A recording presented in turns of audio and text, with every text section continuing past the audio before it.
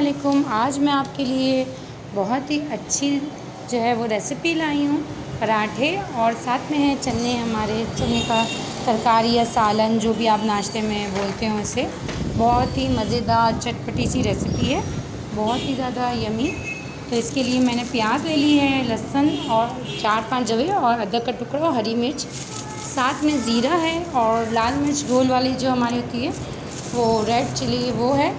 तो इन सबका मैं पेस्ट बना लूँगी पानी डाल के। अगर आपके पास पिसा हुआ लहसुन अदरक है तो आप वो इस्तेमाल कर सकते हैं। थोड़ा सा तेल मैंने सही ऐड किया और उसमें मैंने ये डाल दिया है पेस्ट। और डालने के बाद यहाँ पर मैंने बॉयल आलू जो है वो एक ले लिया था और थोड़े से चने ले लिए और उन्हें मैं कांटे से अच्छी तरीके से मिक्स कर लूँगी। मिक्स नहीं, अच्छी तरीके से पीस लूँगी ताकि इसका एक अच्छा सा गाढ़ा करने के लिए एक जो है हमारे पास बाइंडिंग एजेंट आ जाए। और यहाँ पर जो है मैं मसाला भून रही हूँ, वही है जो हमने डाला है तेल के अंदर, इसमें और कुछ भी नहीं है, वही चीज़ें शामिल हैं अभी। और इसे आप अच्छी तरीके से, क्योंकि हमारी प्याज जो है वो कच्ची है, हमने जो कच्ची प्याज पीसी थी वही उसे अच्छी तरीके से मिक्स किया, भुना है। हल्दी, धनिया पाउडर, लाल मिर्च पाउडर है और नमक है। नमक half teaspoon, red chili powder half teaspoon, हल्दी हाफ़ टी स्पून, नमक 1 टीस्पून लिया है मैंने। इसमें आप अपने टेस्ट के हिसाब से नमक मिर्च जो है वो ऐड कर सकते हैं। इसमें बस मैंने ये 4 जो है मसाले नमक के साथ ऐड कर दिए, 3 मसाले और नमक। और इन्हें भी अच्छी तरीके से भुनाई करेंगे, बेसिक इसकी भुनाई अच्छी करेंगे हम बहुत। तो इसे बहुत अच्छे तेल में जो है हम भूनेंगे ताकि इसका सारा कच्चापन जो हमारे मसालों का है, लहसुन अदरक का है, वो सब ख़त्म हो जाए। और जो आपको ये दिख रहा है कि लहसुन वगैरह अभी थोड़े कहीं कुछ रह गए हैं अगर ब्लेंडर में, तो ये भी हम पानी डाल के अभी हम इसे थोड़ी देर और पकाएंगे तो ये सब सॉफ्ट हो जाएंगे और जो रह गया वो भी अच्छी तरीके से पेस्ट बन जाएगा। बहुत अच्छा मसाला हमारा तैयार हो गया।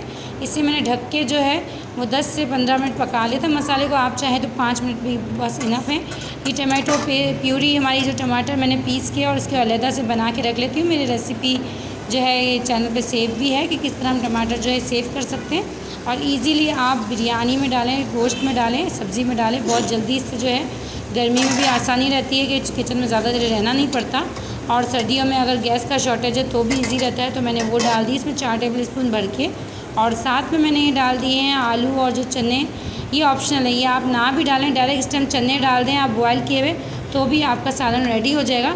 लेकिन अगर जिनको जैसे बिल्कुल अच्छी लगती है ना, थिक और गाढ़ी सी प्यूरी होनी चाहिए उसकी, चने भले कम हो लेकिन उसका गाढ़ा मसाला होना चाहिए, उसका जो सालन का है तरकारी का मसाला गाढ़ा होना चाहिए, वरना तो ये हमारे टमाटर की और प्यूरी और प्याज से अच्छा मसाला हमारा रेड तैयार हो गया। आप चने भी डाल सकते हैं, लेकिन मैंने इसे और गाढ़ा और थिक करने के लिए बॉयल जो आलू और चने जो थे वो डाले, तो इससे जो है बहुत अच्छा सा आता है, प्यूरी का जो टेक्सचर है गाढ़ा हो जाता है हमारा सालन जो होता है।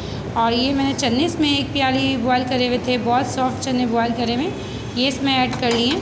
इससे भी बहुत अच्छा जो है हमारा ये दरअसल बेसिक वो ही हमारे पास तरकारी बाज़ जब हम होटल में खाते हैं वहाँ हमें चने कम आते हैं लेकिन उसका जो ग्रेवी है वो ज़्यादा आता है।